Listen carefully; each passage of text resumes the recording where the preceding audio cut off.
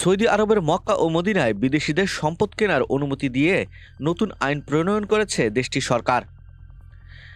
ইসলামের দুটি পবিত্র শহরে এখন থেকে বিনিয়োগ করতে পারবেন বিদেশিরা।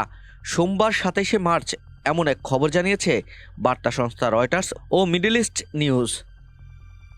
দেশটির ক্যাপিটাল মার্কেট অথরিটির বরাতে প্রতিবেদনে বলা হয়েছে, এখন থেকে বিদেশিদের শেয়ার কেনার সুযোগ দেওয়া হবে। প্রকল্পে ব্যবহারের জন্য যন্ত্রপাতি আনা এবং পবিত্র শহর দুটিতে সরকারি ও বেসরকারি ফার্মে অর্থ বিনিয়োগ করতে পারবেন বিদেশিরা। হজ ও ওমরার জন্য এই দুই শহর দুটি মুসলিমদের কাছে আগ্রহের কেন্দ্রবিন্দুতে। এতদিন এখানে কোনো বিদেশি সংস্থা বা প্রতিষ্ঠান তাদের কার্যক্রম চালাতে পারেনি। তবে তেলের ওপর নির্ভরশীল হয়ে পড়া সৌদি আরব আর্থিকভাবে আরও লাভবান হতে চাচ্ছে। তাই মক্কা ও মদিনাতে বিদেশিদের নিয়ে এমন সিদ্ধান্ত। ক্যাপিটাল মার্কেট অথরিটি চাচ্ছে তাদের প্রবৃদ্ধি আরও বাড়িয়ে নিতে। তবে সৌদি নাগরিক নন এমন বিদেশিরা ব্যবসা করতেও কিছু সীমাবদ্ধতা রাখা হয়েছে।